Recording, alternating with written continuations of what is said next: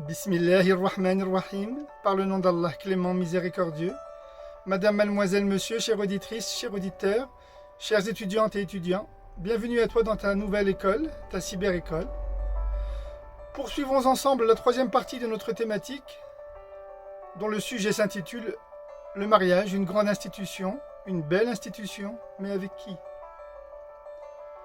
La Coranothérapie te présente ta chaîne YouTube en ligne pour une école citoyenne, associative, participative et pédagogique.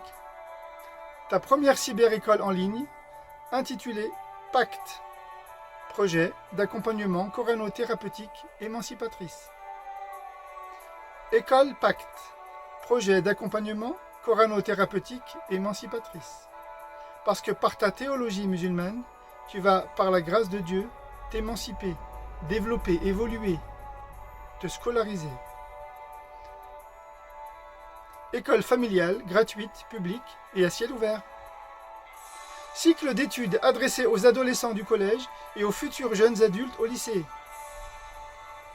Pourquoi un examen de passage pour les femmes et pas pour les hommes? Rappelle-toi, lorsque Dieu demande à son messager de mettre à l'épreuve les migrantes qui viennent de quitter la Mecque et qui viennent d'arriver progressivement à Médine, dans un nouveau territoire, Dieu demande à son messager de les mettre à l'épreuve. Famtahinuhun, Allahu a'lamu bi'imanihin. Mettez-les à l'épreuve, car Allah en sait davantage en ce qui concerne leur foi. Le prophète ne demandait pas aux hommes de répondre à pareil examen, mais à l'inverse, il exigeait des migrantes, car c'est dans la mise à l'épreuve que se trouve la preuve de leur foi. Ainsi, ce que montre l'épreuve du test à travers la parole فَإِنْ عَلِمْتُمُوهُنَّ مُؤْمِنَاتٍ, si vous reconnaissez en elles des croyantes, démontre que l'exil seul ne suffit pas, parce que l'égir est accompagné d'une mise à l'épreuve par un examen de passage pour les femmes, et non pour les hommes. L'émigration à elle seule ne permettait pas de déterminer sans le moindre doute ni la moindre hésitation le véritable choix définitif de ces femmes. Raison pour laquelle Dieu rajoute ceci: Allah en sait plus au sujet de leur foi. Allahu a'lamu bi'imanihin. Contrairement à l'exil des migrants, en faveur desquels le témoignage de Dieu indique clairement ceci: concernant les indigents, les pauvres, émigrants, qui, expulsés de leur foyer et de leurs biens, désirent un bienfait d'Allah et quelques agréments, soutiennent la cause d'Allah et de son messager, eh bien ceux-là sont les véridiques. Dans la sourate précédente, la sourate 59, d'origine médinoise, signe 8. A'udhu billahi minash shaitanir rajim, bismillahir rahmanir rahim. للفقراء المهاجرين الذين أخرجوا من ديارهم وأموالهم يبتغون فضلا من الله ورضوانا وينصرون الله ورسوله أولئك هم الصادقون. Remarquez ici au passage comment Dieu qualifie les migrants parmi les musulmans qui vont quitter la Mecque. Il nous fait remarquer qu'ils sont devenus pauvres, indigents, qu'ils ont abandonné toutes leurs richesses, leurs biens, leurs terres et leurs demeures, pour s'exiler pour l'amour d'Allah et de son messager.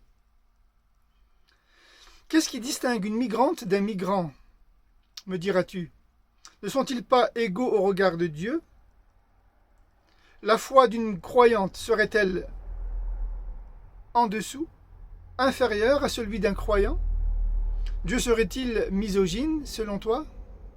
En vérité, le motif qui explique l'examen de passage est le suivant. Chaque homme qui s'exile en émigrant vers Médine a conscience qu'il devra un jour porter les armes contre ses persécuteurs, ses détracteurs, ses oppresseurs, jusqu'à la victoire finale.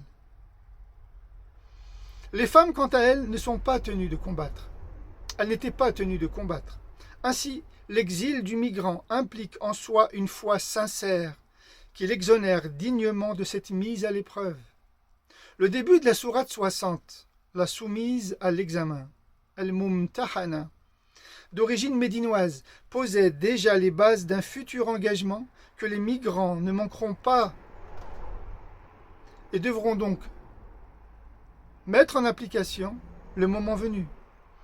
Avant déjà le devoir d'entrer en résistance, le Coran mettait en évidence par une mise en garde ferme et catégorique ce que chaque migrant ne manquera pas de clarifier au sujet de la cause qu'il prétend servir. Raison pour laquelle, au début de la sourate 60, signe 1, le Coran nous informe et nous dit ceci: si vous prétendez sortir en résistance pour servir ma cause et à la recherche de mon agrément, in kuntum kharajtum fi sabili wabtira'a mardati. Les femmes donc ne sont pas tenues de rentrer en résistance armée, étant donné que leur exil n'est pas suivi d'un accompagnement. En revanche, les migrants avaient conscience qu'en ce qui les concerne, l'hégire serait insuffisant pour témoigner de leur foi. En d'autres termes, ils savaient que le jour venu, l'exil serait synonyme pour eux d'un accompagnement militaire par une résistance armée, et qu'ils devront un jour porter les armes contre leur clan. Quant à la femme, son devoir était d'accompagner son mari pour servir la cause du triomphe du monothéisme transcendant et indulgent. En revanche, l'examen de l'émigrante, permet d'apporter la preuve de son soutien et de sa foi, ou en tout cas de le démontrer si elle est véridique. Raison pour laquelle le Coran affirme ceci au sujet des migrantes: Allah en sait bien au sujet de leur foi. Allah en sait bien davantage et bien au courant en ce qui concerne leur foi. Allahu a'lamu bi imanihin, et dit au sujet des croyants: ceux-là sont vraiment les véridiques. Fa'ulaika humus sadiqun. Allah donc distingue entre la foi d'une croyante lorsqu'elle sera mise à l'épreuve de son test et la foi du croyant qui devra, le moment venu, démontrer son appartenance et son adhésion à la nouvelle foi. Chapitre suivant. Parité en termes d'efforts et de sacrifices. D'un autre point de vue, les femmes croyantes et migrantes qui abandonnent leur foyer et leur mari voient leur mariage annulé en vertu de l'exil. L'autorité musulmane en place avait le devoir de dédommager leurs ex-époux qui ne souhaitaient pas rejoindre les rangs des musulmans. Le Coran nous dit: et rendez-leur ce qu'ils ont déboursé. وَآتُوهُمْ مَا أَنفَقُوا, souligne le Coran. Ces situations engendraient donc des contentieux et des réels problèmes autour du règlement conjugal. L'administration médinoise, nouvellement mise en place, était donc chargée de régler conflits et litiges pour permettre à chacun de s'y retrouver sans se sentir lésé. Mais cela demandait alors des garanties plus fortes du côté des migrantes qui s'exilaient. Contrairement aux migrants, dont l'exil ne faisait pas supporter de charges économiques à la communauté de croyants, en dehors, bien sûr, de l'entretien de sa logistique. Et le Coran nous rappelle encore ceci dans la continuité de la sourate 60, signe 11.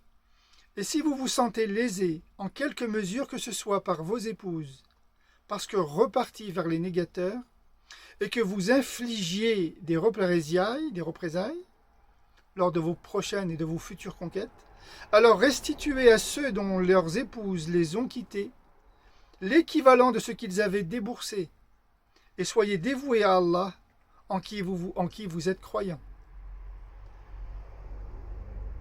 وَإِنْ فَاتَكُمْ شَيْءٌ مِّنْ أَزْوَاجِكُمْ إِلَى الْكُفَّارِ فَعَاقَبْتُمْ فآتوا الذين ذهبت أزواجهم مثل ما أنفقوا واتقوا الله الذي أنتم به مؤمنون.